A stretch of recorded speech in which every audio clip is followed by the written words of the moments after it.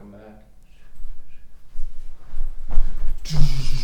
All right, guys. In today's video, we're going to be talking about pitfalls to avoid. All right, guys. This Listen, please. is going to be huge. It's going to be huge. Basically, this video, we're going to tell you guys pitfalls to avoid. Obviously, when we walked on, there were a lot more of us than when we walked off the team. So, not everybody makes it, even if you make it through the tryout period and you're technically on the team. There's a lot of people that end up off the team. Survival. Whether they're scholarship or walk-ons or preferred walk-ons or anything. So, just pitfalls to avoid when you're starting out and throughout your tenure on the team. So, kick us off, Nick. What do you got? I would say be on time. Yes. Don't skip workouts.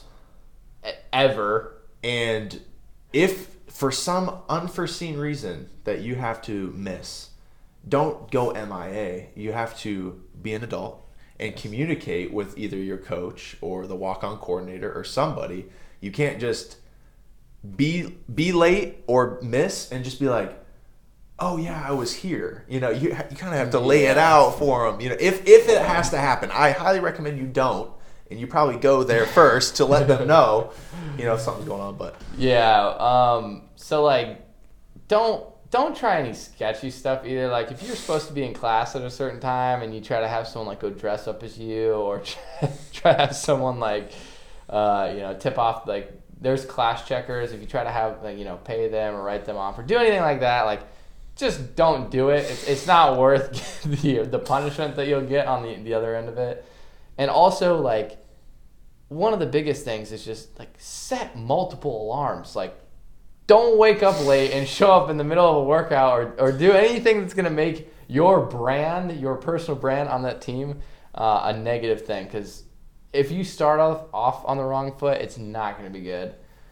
What do you think is, the biggest pitfall once someone's on the team? They're doing the right things, they're going to the workouts, they're not doing stupid stuff and missing. What would you say is did we see that was a telltale sign, oh shoot, this person might not make it? Oh, that's a tough one. That's tough. Maybe talking about previous opportunities that they had or should have had, or the offers that they had that they didn't take, or this one's huge. Maybe something that didn't work out in the past, but they should have went D1 another route or got kicked off the team for some other reason. I'd probably stay away from that. If you're trying to, this is the same situation as if you're 40 years old and you're like, dude, I totally could have played in the NFL. Dude, that is literally what you say. People would seriously, some people would try to be yeah, I balled out in high school. I'm probably going to be a starter here. Or they would just say wild stuff with the way in the context that they would say it, it was coming off as bragging. Yeah. You know what I mean? If we were just trying to get to know each other, but it would be they didn't have the self-awareness enough to know that we were all okay, dude, chill out. We're walk-ons or something you're that. Here now, so yeah. Let's you gotta, if you're gonna brag, it's got to be on the field with your skills currently, not with anything that you've done in the past. So I highly recommend, being humble and confident in your approach, but, not taking that kind of approach. Another pitfall that I would say is, and I don't know, I'm curious how you feel about this, because this is a tough one. Some people would come on with the expectations to play or to have it all within 6 months or within, a year or something in this small amount of time frame, where they would try so hard to impress people, impress the coaches, impress whoever was in front of them in this small time frame that they would, burn themselves out, grind themselves into the dirt, and ultimately not even last on the team more than a month or two because they were overexerting themselves to a crazy extent, just trying to show off and trying to impress people. Did you notice that or? I did, here and there. I think, like I said, I was so focused that I didn't try to, I don't know, take much time to focus on what other people were doing. Yeah. But I It's would tough. notice, people, like you said, trying too hard or kind of going outside of what's asked for them. So, like, It's not trying too hard in the context of giving too much effort in a drill or something like Correct. that, because that's when you want to give the effort. It's almost like trying too hard in things where you don't need, like warm-ups, like things that you don't need to be like overexerting yourself in. And I think that's the perfect example. Warm-ups would be a great example. Or things that like are going against what the team is trying to accomplish too. So like we had like a recovery, day on Saturday, and there were guys coming in that were trying to like work out or do grind like 40s or do or 40s or I don't know, stuff that do things that were directly gonna affect them performing on Monday when it mattered. Yeah. So like they're trying to or I guess show that they're working hard by doing stuff that's not going to help them when it matters, if that makes sense. Yeah. It's a fine line, because we're not saying, obviously try your ass off and, give more than 100% effort in every drill that you do and everything that they ask you to do.